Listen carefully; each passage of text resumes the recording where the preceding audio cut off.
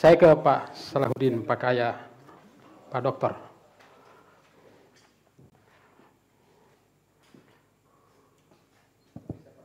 Ya, bismillahirrahmanirrahim. Assalamualaikum warahmatullahi wabarakatuh. Waalaikumsalam warahmatullahi wabarakatuh. Kita bersyukur pada malam hari ini bersama-sama membicarakan sesuatu yang sebenarnya ini sudah ada beberapa normanya, tetapi karena ada hal-hal yang perlu kita konkretkan, ya saya setuju Forum Demokrasi Gorontalo mencoba mendiskusikan ini. Ada 3 isu yang ini saya kemukakan pada malam hari ini. Yang pertama adalah putusan MK. Jadi konsekuensi putusan MK ini yang mengakibatkan akhirnya kita mendapatkan penjabat gubernur. Pada saat undang-undang ini undang-undang pilkada mau di judicial review, itu kan kepentingannya adalah supaya tidak terjadi kekosongan jabatan definitif kepala daerah. Karena itu akan berkonsekuensi besar terhadap kemajuan daerah. Karena pejabat definitif itu punya kewenangan-kewenangan yang cukup luas, dalam arti dia bisa membuat pilihan-pilihan kebijakan yang kalau kita lihat nanti yang isu ketiga itu adalah undang-undang pemerintahan daerah. Itu pertama putusan MK.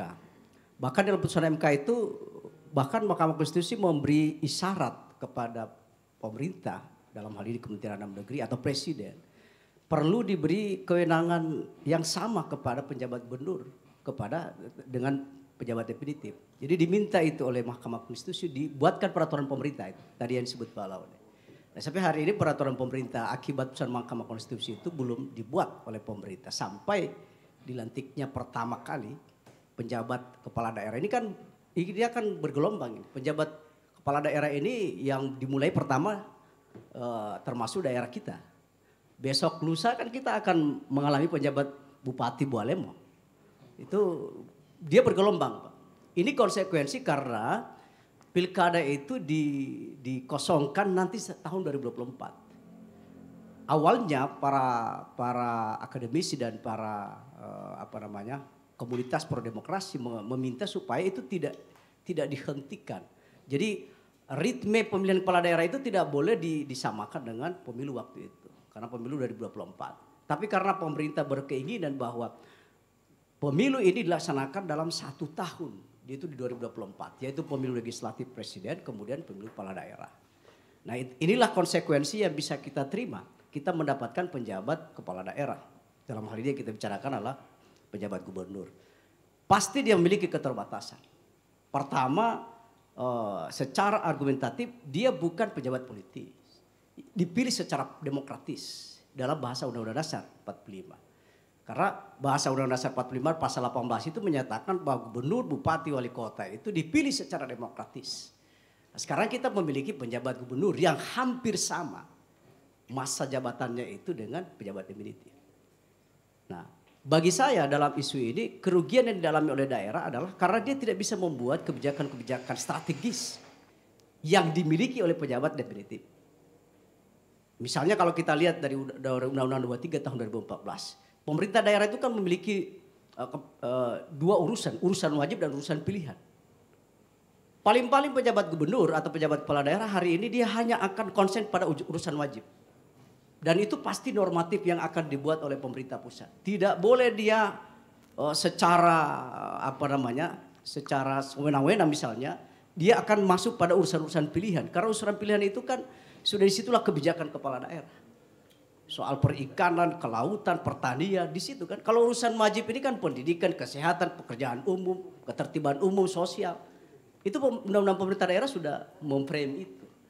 Nah, saya melihat bahwa penjabat kepala daerah seluruh Indonesia termasuk gubernur kita hari ini, penjabat gubernur kita hari ini adalah dia pasti akan lebih banyak fokus pada urusan wajib. Bahkan pada standar pelayanan minimal.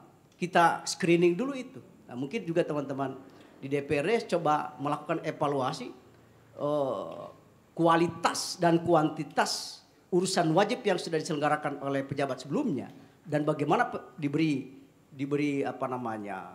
peran kepada penjabat gubernur yang sekarang ini meskipun dia bersifat pejabat, bagaimana itu dia perhatikan dan itu dikualitaskan. Kalaupun kuantitasnya sudah mencapai, tapi itu kualitasnya bagaimana? Mungkin itu yang salah satu yang kita harus perhatikan dari sisi kewenangan. Nah, Kemudian yang berikut Bapak Ibu sekalian, para pemirsa, saya melihat bahwa kalau pengalaman-pengalaman pejabat gubernur yang ada di daerah kita, ini karena dia berdasarkan satu keadaan di mana kita menghadapi pemilu. Baik itu pemilu legislatif presiden dan pilkada utamanya. Jadi dua pemilu ini, pemilu legislatif presiden dan pilkada ini menjadi perhatian utama. Dan ini energinya akan besar. Nah, saya berharap kewenangan-kewenangan yang akan diberikan kepada penjabat kepala daerah itu harus dipilih betul oleh pemerintah yang memberikan kewenangan, memberikan jabatan kepadanya. Nah, sayang kita tidak punya peraturan pemerintah soal itu. Harusnya ketika putusan MK lahir, muncul putusan atau peraturan pemerintah yang mengatur bagaimana penjabat kepala daerah yang ada di ratusan daerah itu. Mereka seperti apa? Nah, tetapi kemudian undang-undang pilkada kan sudah membatasi hanya setahun. Hanya setahun dia Pak. Bisa diteruskan dengan orang yang sama atau bisa diganti dengan orang yang lain. Jadi itu salah satu kerentanan daripada penjabat kepala daerah juga adalah dia mudah diganti. Kalau pejabat definitif kepala daerah tidak mudah diganti Pak. Dia sampai dengan putusan Mahkamah Agung kalau dia ada impeach dari DPRD.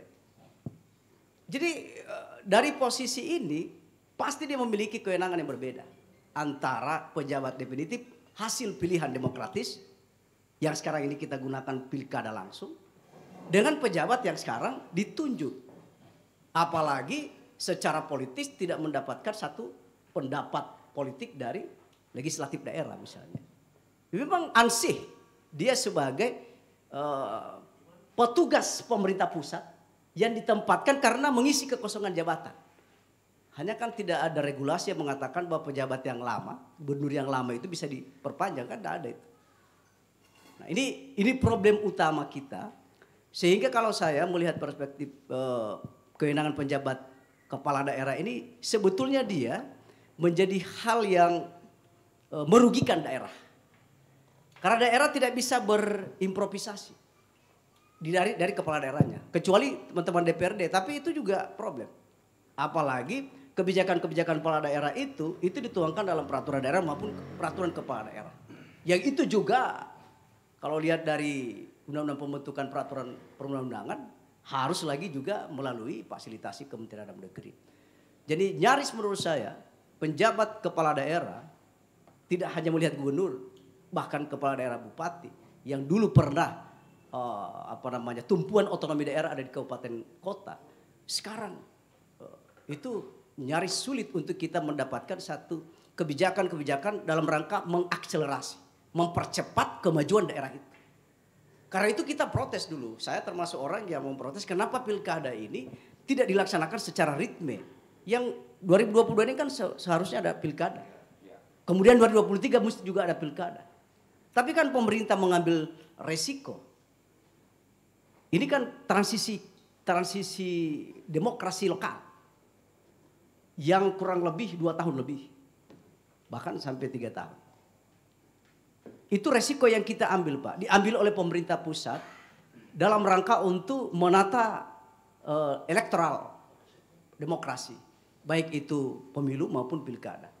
Agar elektoral demokrasi ini bisa tidak menjadi energi yang luar biasa yang keluar dari seluruh elit politik, pemerintahan maupun kenegaraan untuk kemudian menyelesaikan problem-problem daripada hasil-hasil daripada elektoral demokrasi.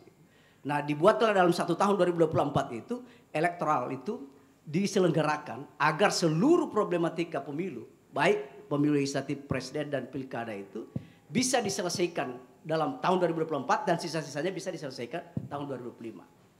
Nah, karena itu Mahkamah Konstitusi kemudian memisahkan bahwa untuk menyelesaikan sengketa hasil pilkada tidak perlu dia lagi. Dia sudah minta harus ada lembaga lain. Undang-undang pilkada kan sudah menyebut Badan Peradilan Khusus. Itu juga yang menjadi bagian yang harus perhatian daripada penjabat kepala daerah. Karena dia nanti berakhir setelah pejabat definitif terpilih. Jadi begitu panjang persoalan daerah, baik itu bersifat kemasyarakatan, bersifat politik, tapi kemudian penjabat kepala daerah ini diberi kewenangan yang terbatas. Tapi itu berargumentasi juga karena dia tidak merupakan pejabat yang dipilih secara demokratis oleh lokal. Nah, disinilah kita menunggu peraturan pemerintah bagaimana memberi kewenangan kepada penjabat kepala daerah. Atau dia secara mutatis mutandis atau secara otomatis menggunakan peraturan pemerintah tentang pemberian kewenangan kepada kepala daerah yang tadi berdasarkan Undang-Undang 32 tahun 2004. Nah, ini problem utama. Mudah-mudahan saya kira juga penjabat gubernur kita hari ini kan dia orang akademisi juga, saya lihat dari kurikulum vitanya. Tapi dia harus agak ekstra hati-hati di dalam menjalankan jabatannya ini, karena paling kurang dia akan lebih banyak berkonsultasi ke pusat. Nah, tentu semua instrumen yang dilakukan oleh pemerintah pusat dalam hal ini Kementerian Dalam Negeri itu akan secara bertahap karena belum ada peraturan pemerintah. Mungkin dia akan buat surat edaran dulu atau kemudian instruksi pemerintah. Karena bagaimanapun dia merupakan orang yang ditunjuk oleh pemerintah pusat. Selain di dalam Undang-Undang 23 tahun 2014 memang gubernur itu adalah perwakilan pemerintah pusat yang ada di daerah. Jadi dua yang dijalankan oleh kepala daerah di provinsi itu ada dua yang dia jalankan. Pertama dia menjalankan sebagai pemerintah otonom di tingkat provinsi. Yang kedua menjalankan sebagai perwakilan pemerintah provinsi. Jadi itu apakah melekat kepada penjabat gubernur dua kewenangan yang dimiliki itu, ataukah dia hanya fokus diberi satu kewenangan untuk mensukseskan penyelenggaraan pemilihan umum dan pilkada dan menjalankan normativitas pemerintahan daerah. Yang tadi saya sebut adalah menyelenggarakan pemerintahan daerah terutama urusan wajib. Dan setelah dilihat dari standar pelayanan minimal. Jadi itu kalau urusan-urusan pilihan bisa saya pastikan dia akan tidak korek-korek lagi itu. Urusan-urusan pilihan ya, termasuk kelautan, perikanan, pertanian, kebijakan-kebijakan di situ. Tapi kalaupun dia akan korek itu mesti diskusi dengan teman-teman DPRD.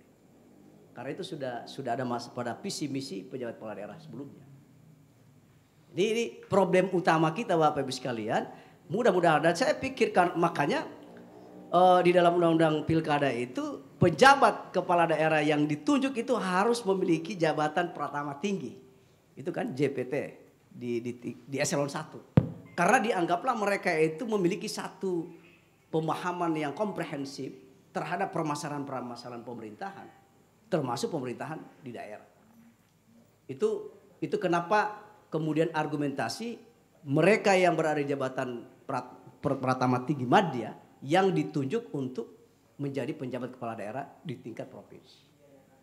Nah, mereka sudah punya satu pengetahuan yang luas bagaimana mengelola pemerintahan itu berdasarkan norma-norma yang sudah ada di dalam pemerintah. Nah, itu saya kemukakan di dalam diskusi ini agar itu menjadi perhatian. Hanya saja ini yang paling penting, posisi DPRD di mana dalam melakukan mitra dengan kepala daerah, penjabat itu. Satu sisi DPRD tidak menjadi lembaga di mana dia bertanggung jawab. Tapi satu sisi di daerah pemerintahan itu dua Pak, eksekutif legislatif. Gubernur dan DPRD. Sekarang pemerintahan dalam hal ini DPRD itu yang sekarang masih memiliki legitimasi pilihan rakyat. Sementara penjabat gubernur ini hanya didasarkan pada pertimbangan pemerintah pusat, tidak didasarkan pada pilihan rakyat. Tapi saya kira kalau kita mau melihat memperkuat kewenangannya, lagi-lagi kita harus meminta secara jelas peraturan pemerintah yang hasil putusan MK terhadap penjabat gubernur, penjabat kepala daerah, apa kewenangan yang mesti dia jalankan secara penuh. Karena kalau dia menggunakan kewenangan yang di peraturan pemerintah sebelumnya, itu hanya kewenangan pejabat definitif. Nah, penjabat gubernur atau penjabat kepala daerah perlu ada satu instrumen hukum untuk memberi kepastian kepada dia sebagai penjabat untuk menjalankan kewenangan pemerintah. Hal-hal lain tentu sudah normatif. Ini kita harus ingat bahwa gubernur, bupati, wali kota itu adalah jabatan politik, itu persoalan. Tetapi kali ini pengisiannya tidak berdasarkan proses politik, meskipun dengar-dengar di luar bahwa pada saat pengangkatan penjabat kepala daerah, terutama 5 gubernur ini, memang anasir politik bermain. Ada orang bilang begitu. Tapi kan normatif perundang-undangan sudah membatasi bahwa yang bisa menduduki itu adalah mereka eselon 1 di birokrasi. Tidak ada orang partai politik. Tapi bagaimanapun kita tidak bisa hindari bahwa seluruh jabatan publik dalam teorinya seluruh jabatan publik harus ditentukan oleh otoritas politik. Nah, otoritas politik itu seharusnya tidak boleh ditafsirkan hanya oleh partai politik. Otoritas politik itu adalah dalam maknanya adalah mereka yang berada pada orang banyak. Makanya itu perlu demokrasi. Nah, ini yang paling penting kita lihat kewenangan daripada penjabat kepala daerah ini sehingga pada saat dia menjalankan tentu kita sudah paham memang hanya sampai di sini. Tidak bisa kita menuntut banyak hal kepadanya. Kira-kira itu pengantar saya. Assalamualaikum warahmatullahi wabarakatuh. Anasir politik itu tadi mau saya tanyakan tapi sudah dijelaskan. Artinya kita tidak bisa terlalu banyak berharap dengan problem-problem yang diutarakan tadi. Ketika kewenangan itu hanya dibatasi terhadap hal-hal wajib lah ya. Fokusnya pastikan akan ke sana. Iya, tetapi MK memberi isyarat. Sebetulnya itu pemerintah harus ngambil itu. MK memberi isyarat penjabat kepala daerah harus diberi kewenangan sama dengan kepala daerah. Ya. Itu ada di putusan MK itu, di pertimbangan hukumnya. Nah, hari ini mestinya itu dituangkan dalam peraturan pemerintah yang akan diterbitkan oleh presiden dalam menjalankan putusan itu. Tetapi kan lagi-lagi namanya peraturan pemerintah itu menjalankan undang-undang, bukan menjalankan putusan Mahkamah Konstitusi. Itu juga selalu jadi problematik. Padahal putusan Mahkamah Konstitusi itu bagian daripada undang-undang, kira-kira begitu. Apalagi putusan MK juga hanya mempertimbangkan, tidak memerintahkan pemerintah untuk. Makanya saya sebut isyarat. Iya, cuma diberi isyarat. Dia tidak preskriptif, tidak memberi perintah kepada presiden, karena memang putusan MK itu selalu begitu. Dia tidak membuat norma baru. Dia hanya membatalkan norma lama, kemudian dia memberi pertimbangan-pertimbangan. Apa yang harus dilakukan oleh pejabat eksekutif. Nah, sayangnya pejabat eksekutif di pusat belum merumuskan seperti apa kewenangan-kewenangan kepala daerah, penjabat kepala daerah. Ingat, ada kata penjabat. Kalau tadi Pak Awet tadi, bedanya di situ penjabat dan ada kepala daerah. Beda Pak. Di Undang-Undang Pemerintahan Daerah itu disebut kewenangan kepala daerah, bukan kewenangan penjabat kepala daerah. Jadi perlu ini kita diskusikan lebih luas agar nanti satu saat publik menuntut banyak kepada penjabat, tapi dia tidak punya kewenangan terhadap tuntutan itu. Ya. Kira-kira begitu. Baik.